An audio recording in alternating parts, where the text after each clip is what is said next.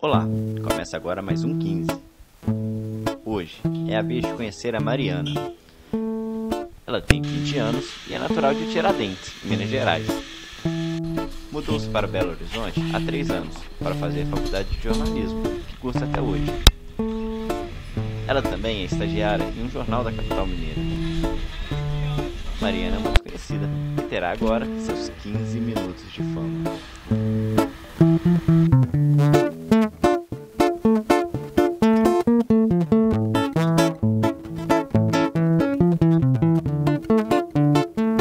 Olá, bem-vindo ao 15. Estamos aqui hoje com a Mariana. Olá, Guilherme. Tudo bom? Tudo bom. Mariana, que tem 20 anos, de Tiradentes. Como é que foi sua infância, Mariana? Conta um pouco pra gente da sua infância em Tiradentes. Então, a minha infância foi no lugar mais incrível que eu poderia imaginar querer passar a minha infância e também o resto da minha vida. Acho que Tiradentes, além de ser uma cidade realmente maravilhosa, como todo mundo sabe, e uma das mais importantes do Brasil, tem uma energia linda. Minha família toda sempre foi muito unida e é um lugar incrível para uma criança, né? Assim, você não tem aquela toda essa confusão de cidade grande, essa coisa de ter sempre que andar de transporte público ou ter um carro para algum lugar. Não, assim, eu sempre andei, só andava a pé ou de bicicleta, e isso sempre foi muito bom, muito bom. Conta um pouco mais pra gente do seu pai. Então, assim, meu pai, o que eu sou, eu devo a ele. Basicamente isso. Além de termos um olhar muito parecido, e não mais o resto, mas o olhar é muito parecido, a gente era muito unido e meu pai era tudo pra mim mesmo. Assim, eu nunca imaginei que existia a possibilidade de perder pai ou mãe. Acho que ninguém imagina, né? Muito menos uma criança. Como você lidou com essa perda? Foi difícil, assim, obviamente foi difícil, mas eu sabia que isso não era uma coisa, um fim, sabe? Eu tenho pra mim que isso não é o fim. E que as coisas, quando tem que acontecer, acontecem mesmo. Mas o que eu passei com ele, que foi até os meus 14 anos, foi quando ele faleceu, foi muito bom. Eu só tive momentos bons, momentos prazerosos, de muito aprendizado. Eu aprendi muito, muito, muito com ele, assim. Fazem 6 anos que ele faleceu, mas eu tenho certeza que tudo que eu aprendi com ele, eu vou levar isso pro resto da minha vida. E eu lidei bem com isso, assim. Eu me apoiei em algumas coisas pra ter mais alegria, assim, sempre, não perder aquilo dele. Como o bloco dele, a gente tem um bloco lá em Tiradentes que chama Verticana, e que é muito legal, assim, ele que fundou. A gente vai completar 30 anos ano que vem, e a gente não perdeu isso, continuamos, e pra mim é o momento que eu mais lembro dele, assim, no ano, é quando a gente chega no domingo de carnaval, o Verticana desce as ruas de Tiradentes e ele tá ali junto com a gente. Bacana. Sempre. Você tá morando em BH hoje em dia, mas você continua indo pra Tiradentes sempre, né? Mas como foi essa sua vinda pra BH? Por que você mudou pra cá? Na verdade, oficialmente eu moro em BH há 2 anos. Que foi quando, comecei a faculdade, eu vim pra cá e aí comecei a morar aqui mesmo. Realmente, eu vou sempre pra Tiradentes, gostaria demais até, mas assim, eu moro aqui, eu amo BH, sou apaixonada pela cidade, mas sinto que eu tenho esses 2 lugares sempre, assim. Tiradentes sempre tem um cantinho especial. Sempre tem, sempre vai ter, e eu vou ficar lá, acho que até quando eu estiver bem mais velha, eu vou estar lá, vivendo lá pra sempre, assim. Mas eu mudei, 1 ano antes de me mudar, de vir pra faculdade, eu vim pra tratamento aqui, pra um tratamento médico, e aí foi quando eu comecei a conhecer Belo Horizonte mesmo, e deixou de ser a capital distante na minha vida. Você mudou para BH por um tratamento médico. Que tipo de tratamento foi esse que você fez sair de Tiradentes e mudar para Belo Horizonte? Quando eu tinha 17 anos, eu descobri que eu comecei a passar mal, né, muito prostrada. E aí a gente vinha descobrir que eu tenho 2 doenças. Uma é na medula, que chama aplasia medular, e a outra é no sangue mesmo, que é HPN, que no caso é hemoglobinuria paroxístona noturna. E são ambas, assim, aplasia eu poderia resolver com transplante de medula, por exemplo, mas a HPN impediria isso. Então, é muito raro mesmo você ter as 2 doenças. A HPN ainda é um pouco mais complicada do que a aplasia. E aí, quando eu descobri, a gente começou a vir para cá, porque por ser uma doença muito rara, lá pela região, Tiradentes, São João del Rei, não teríamos tratamento correto, né, para a doença. E aí eu vim pra cá, comecei a vir muito pra BH, foram 6 meses para descobrir o diagnóstico completo. E aí eu passei por um bocado mesmo, assim, porque 2012, quando, né, eu já estava tentando achar um tratamento para a doença estava avançando, então eu tive muitos percalços, assim, uma gripe, porque baixa imunidade é muito complicada. Eu tive uma gripe básica, eu tinha que ser internada para ser tratada com alguma coisa bem pesada, bem forte. Do mesmo jeito que plaquetas baixas, que também são dos sintomas, e assim, impede que faça tudo, porque qualquer arranhãozinho, qualquer coisa, já faz com que pode vir a ter uma hemorragia ou alguma coisa mais complicada. Então, assim, eu fiz 4 cirurgias em 5 meses, pela baixa imunidade também, e pela HPN, que um dos sintomas da HPN é a trombose. Então, eu cheguei a ter 2 tromboses, e depois de uma delas eu tive um AVC, e enfim, assim, acho que no AVC foi a parte que eu tive a noção de que a minha doença não era tão simples quanto eu imaginava, porque eu tive aquele momento, assim, de ter os sentidos um pouco trocados, de ficar um tempo sem conseguir, assim, me localizar, falar com as pessoas direito, e aí eu percebi que não era uma coisa boa, que o que tinha acontecido não era bom. Mas, ao mesmo tempo, foi tão fácil curar, não tive sequela nenhuma, não aconteceu nada de ruim, que eu continuei normalmente. Assim, eu costumo falar para as pessoas que, quando eu fiquei sabendo que a minha doença era muito grave, já tinha se passado 1 ano de que eu tinha tido todos os problemas. E eu nunca imaginei que podia acontecer alguma coisa pior. Sempre enfrentei, sempre fui, levei a doença do jeito que tinha que levar. Você tem que fazer uma cirurgia. Tá, vamos fazer. Sim, mas eu não entendia que não existia a possibilidade de dar alguma coisa errada. Nunca existiu a possibilidade de ser ruim ou de dar alguma coisa errada, e foi o momento de maior crescimento da minha vida e aquilo que, assim, me construiu, me formou mesmo, minha visão toda de vida, de expectativa, perspectiva, tudo na minha vida eu formei ali, assim, a partir daquele momento, de amar a vida mesmo, as pessoas que estão perto, tudo, cada detalhezinho, assim, passou a ter muito mais valor depois disso. Hoje em dia você vive sua vida normalmente, não deixa a doença afetar isso. Conta pra gente um pouco mais como que é o tratamento diário que você tem que fazer. Em 2013, né, eu já tinha entrado na faculdade, eu ainda tomava muitas bolsas de sangue para controlar a doença. De 15 em 15 dias eu tinha que tomar a bolsa de sangue. E, além disso, um remédio também, que é para as pessoas que têm HPN, tomam para evitar a trombose, que eu também sou dependente dele pro resto da vida. Tenho que tomá-lo de 15 em 15 dias, ir até o hospital, tomá-lo, sim, independente mesmo pro resto da vida, eu vou ter que tomá-lo para não poder ter problema algum. Mas eu tomei bolsas de sangue por muito tempo, tinha que aplicar muitas injeções, sempre assim, de manhã e à noite eu tinha que aplicar injeções, e isso foi até final de 2013, início de 2014. E em 2014 eu vim a ser, assim, presenteada, talvez conheci uma amiga, que é a Gigi, e ela tinha um tratamento, fazia um tratamento com um coach, e ela veio me apresentar esse coach no Rio, que é o Henrique Cozendai, e foi aí que eu fui até ele, e a gente começou a fazer um tratamento mais alternativo. Então conta pra gente, Mariana, você precisou muito tempo de doações de sangue para manter o seu tratamento. Como que é depender da boa vontade das pessoas para isso? É complicado, né? Assim, você ter uma doença muito jovem, acho que qualquer etapa da sua vida, obviamente, mas quando a gente é muito jovem, a gente quer fazer as coisas, a gente quer viver, quer sair com os amigos, quer viajar, não quer ter dependências, né?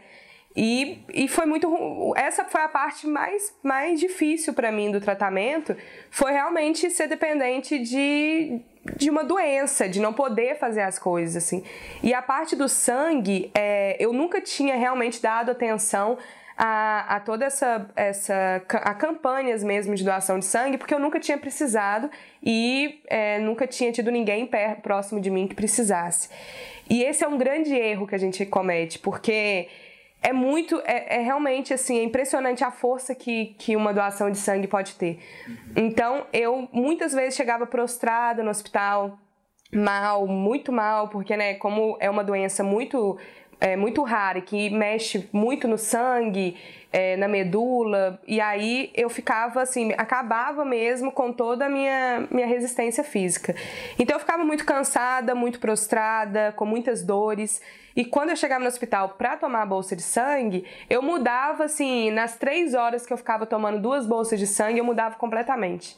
Era impressionante. Então, assim, e eu vi muitas pessoas próximas a mim que ficavam lá junto comigo no hospital não voltarem no dia seguinte, sabe? Porque não tinham bolsas de sangue.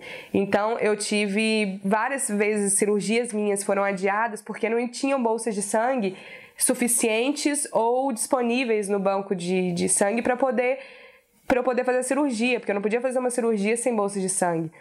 E fora essa minha sensação mesmo, de dias comuns, estar mal, estar prostrada e de repente aquela bolsa me dá vida, literalmente dá vida mesmo. Então eu deixo um grande apelo para todo mundo que, ainda mais, né, agora com a proximidade do carnaval, que é mais complicado ainda, não, assim, é muita gente que precisa de bolsa de sangue. Então uma bolsa de sangue salva até 4 vidas. E isso é impressionante, salva mesmo, não é uma metáfora, não é um clichê falar isso, salva. Bolsas de sangue salvam vidas e eu que precisei, e eu vejo pessoas que precisaram, a gente renasce com as bolsas de sangue. Então, Mariana, eu sei que você tem um relacionamento com a Cláudia Leite. Em relação às pessoas que te ajudaram no tratamento, qual foi o papel dela, qual foi a importância dela para você? Olha, isso é até muito engraçado, porque além de ser engraçado, né, você falar para as pessoas e as pessoas verem que existe uma pessoa que é famosa e que do nada você é uma pessoa anônima, né, você tá lá tendo uma relação com aquela pessoa.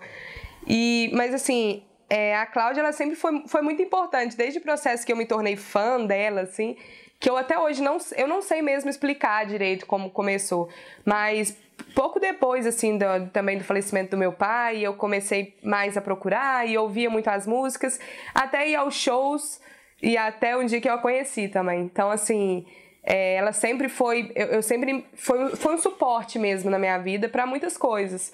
E no meu tratamento também ela foi de suma importância, porque eu tinha, né, toda aquela parte adolescente de ser fã mesmo, de querer ir lá, ir aos shows dela e tal. E eu me vi doente, eu não podia fazer mais essas coisas. Eu não podia ir a show, eu não podia me dedicar tanto àquilo que eu gostava de fazer e tal. E aí, um dia foi uma das minhas primeiras internações, e a Cláudia, ela me ligou no hospital, e aí eu assim, aquilo primeiro eu não acreditei, né, assim, foi uma coisa meio avulsa, meio aleatória, assim, também. Mas ela ligou e eu fiquei com aquele sentimento assim, meu Deus, né, assim, que coisa louca. Eu tive um pedaço de tudo daquilo que eu vivia ali dentro daquele momento tão difícil. E ela foi muito importante, ela me deu palavras de consolo e ao mesmo tempo de força mesmo, que me ajudaram bastante, né? Você, quando tem um ídolo, você realmente quer que aquela pessoa converse com você, que aquela pessoa te fale mesmo, para você entender até mesmo qual é esse sentimento, né?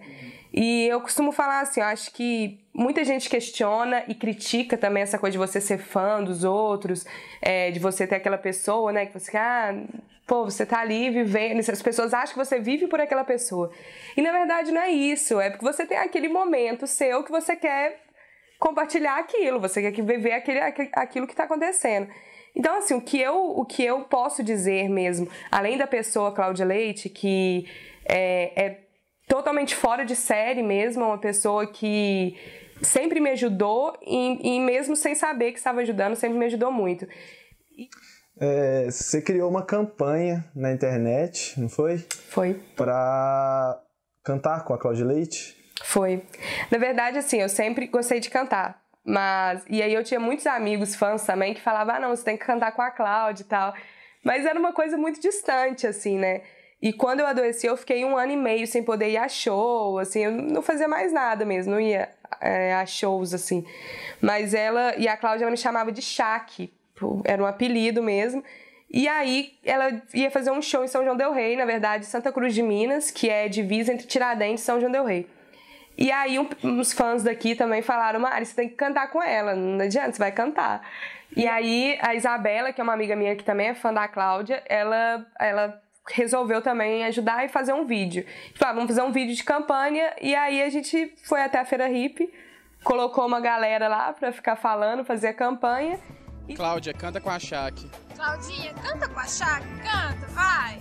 Ô, cantora, canta com a Shaq. Cláudia, canta comigo. E deu certo, assim, deu super certo, muita gente viu, muita gente ficou sabendo, inclusive a Cláudia, então, e ela chamou, ela convidou, eu fui até o palco, cantei com ela, foi um momento, é muito engraçado falar, assim, porque é uma coisa muito distante ainda, mas foi muito legal, foi muito lindo, assim. Chega aqui, Shaq.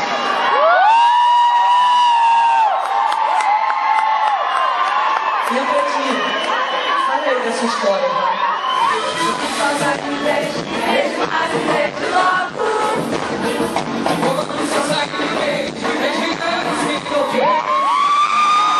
Que bom então que você encontrou uma pessoa como a Cláudia Leite que foi boa no seu tratamento, na sua vida, né? Então conta pra gente agora quais são seus planos pro futuro. Eu assim, depois, né, de tudo que eu passei, que eu aprendi também, eu cheguei à conclusão de que eu não preciso esperar muito da vida, que as coisas acontecem quando devem acontecer. Mas eu tenho meus projetos, minhas ideias, meus planos mesmo de profissionais. E assim, quando eu adoeci, eu criei um blog que se chama 150 mil, que são as 150 coisas que eu listei, que eu completaria quando eu chegasse às minhas 150 mil plaquetas, que é o mínimo que todo ser humano deve ter para estar bem, né, para estar normal.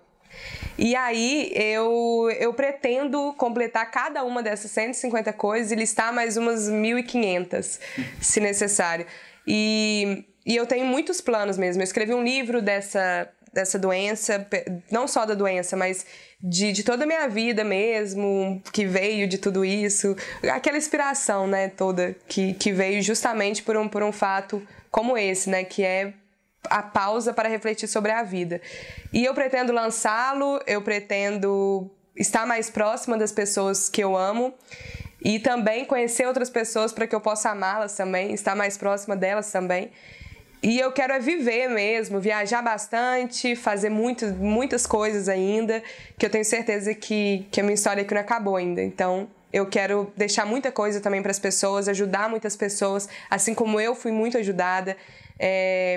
Procurar mesmo, assim, cada defeito que eu possa enxergar no mundo e no que é sofrimento mesmo para as pessoas e poder, de alguma maneira, chegar até elas e fazer com que a vida delas seja mais leve, como muitas pessoas fizeram com que a minha fosse e ainda seja. E é isso mesmo, assim. Por tudo eu quero viver. De resto, depois vem. Então, muito obrigado, Mariana, por ter participado aqui com a gente, por ter compartilhado sua história. Obrigada a você, Guilherme, e obrigada a toda a galera do 15, que vida longa esse programa mesmo, que está trazendo uma pauta tão interessante que é realmente a nossa vida, né? A vida das pessoas comuns. Então, um beijo, até mais. E aí, galera, se você gostou desse vídeo, se inscreva no canal do 15, curta aqui embaixo, curta a página deles no Facebook, siga no Twitter. E para quem tiver mais interesse e quiser saber mais informações sobre as doações de sangue, a gente está deixando o link aqui embaixo, na descrição do vídeo, para que vocês possam ter mais informações. E se você tiver uma história muito legal ou conheça alguém que tenha, manda um e-mail aqui pro 15. Beijos!